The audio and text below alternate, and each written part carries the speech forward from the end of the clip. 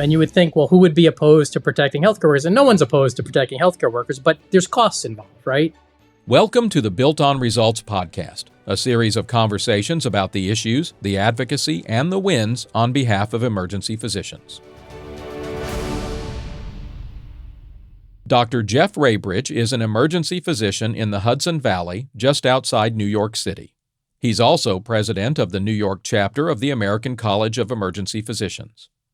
Rabrich and his colleagues worked 3 years to pass a law that would address violence in emergency departments across New York State. Their success underscores the importance of persistence and coalitions. This is episode 18, Never Give Up. So it's been about a 3-year effort to finally get something passed, and we've been working at this for a while. And the law is a workplace violence prevention law aimed at healthcare in New York State. And we had a problem in New York, like most of the country has, with violence against healthcare workers. And we were seeing increasing incidents of it in New York. So we wanted to get a law passed that would strengthen the protections for our healthcare workers, our physicians, our nurses, other healthcare workers, particularly in the emergency departments in New York State.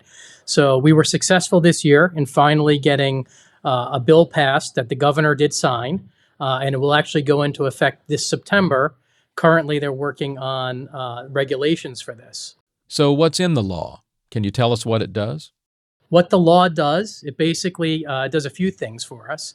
One, it requires all hospitals to create a workplace violence safety and security plan.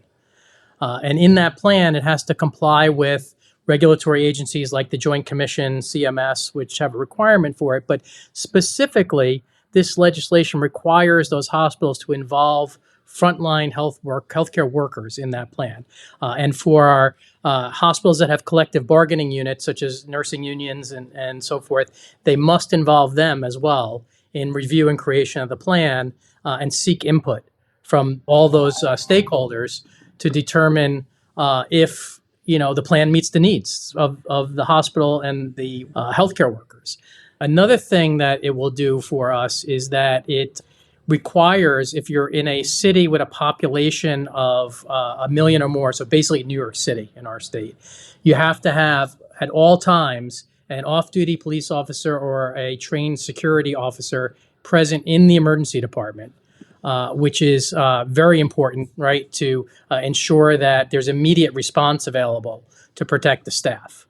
And if you're not in a population if you're outside New York City, then you have to have a trained security officer or off-duty police officer in the hospital available to the emergency department, but positioned such that the emergency department is prioritized for response.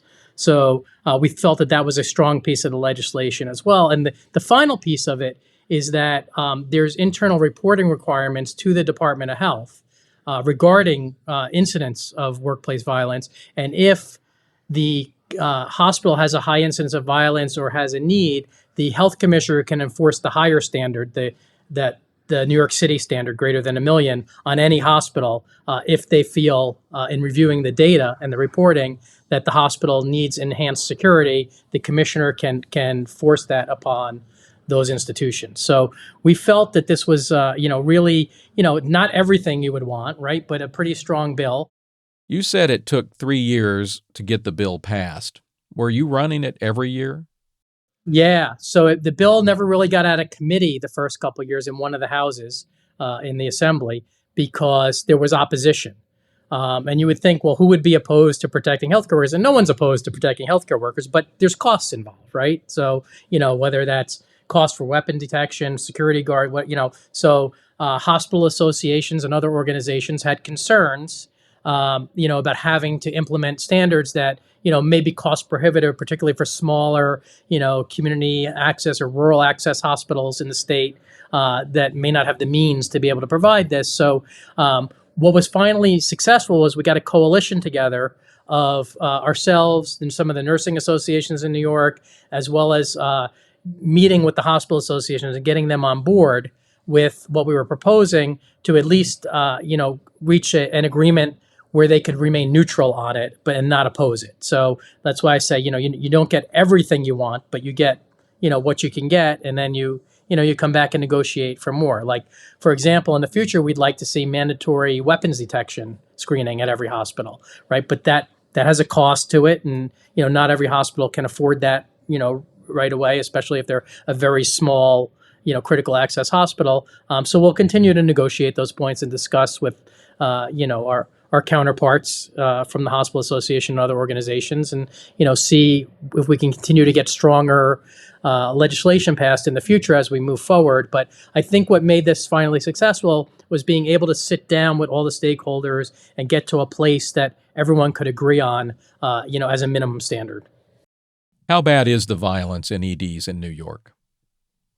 Even in the last 6 months, we've seen a shooting in a hospital emergency department in a waiting room in New York, where someone tried to attack a security officer with a knife. We've seen in New York City a couple incidences of shootings and stabbings in emergency departments or emergency department waiting rooms. So it's a real issue, and unfortunately, in New York, we're seeing several significant issues a year of significant violence involving weapons in our hospitals and emergency departments. And it's interesting in that in healthcare, there's been this idea that, well, people are sick, they don't feel well, or maybe they have psychological issues, and that's you got to deal with that when they come in. But we wouldn't tolerate it in any other industry. So we get on the subway and we see signs that assaulting that subway worker or transit worker is a felony. We wouldn't accept it with flight crews. So that's been our kind of our mantra with legislators is that you don't accept this in any other profession. Don't our healthcare workers have the right to be able to come to work and feel safe at work, and not face violence and be protected like all the other sectors are? The law passed in 2025, and it takes effect this fall, correct? Yeah. So the law gets passed, and then it's tasked. The Department of Health is tasked with developing the regulation that would basically makes the law work, how the reporting works to the health department, the details of the safety plan. And we've been meeting with and continue to meet with representatives from the governor's office as well as the Department of Health to try and give our input and influence in it. Usually what happens is New York will write what they call a DAL, a Dear Administrator letter, explaining that the regulation is going into effect and what's required and what it means. So we're working with the department to try and help them craft that, to give our input into what the key elements are that should be communicated to the hospital executives as this rolls out. What's been the reaction from emergency physicians and others now that the bill is law? We're hearing very positive things. When we talk to our members, they're very pleased that these protections exist. It's one of the top concerns that we hear from people in healthcare currently, in emergency medicine, is workplace violence and concerns about it. In fact, we just went through the largest nursing strike in New York City history not very long ago, and one of the main issues for the nurses was workplace violence protection. So it's really at the forefront of everyone's mind here. And we're hearing very positive feedback from both doctors and nurses about the legislation, as well as them asking us to keep going, to see what else we can get, what other protections we can get for them as we move forward. What kind of support did you get from ACEP National during the process? We had a lot of support. So we worked very closely with National, with the State Government Affairs Committee and the Federal Government Affairs Committee, as well as Tony Cirillo has been very supportive of this legislation and has met with us a few times. And as far as data regarding workplace violence, they've been very helpful in providing us a lot of data and information and talking points that we were able to use as we met with people to try and get this bill passed.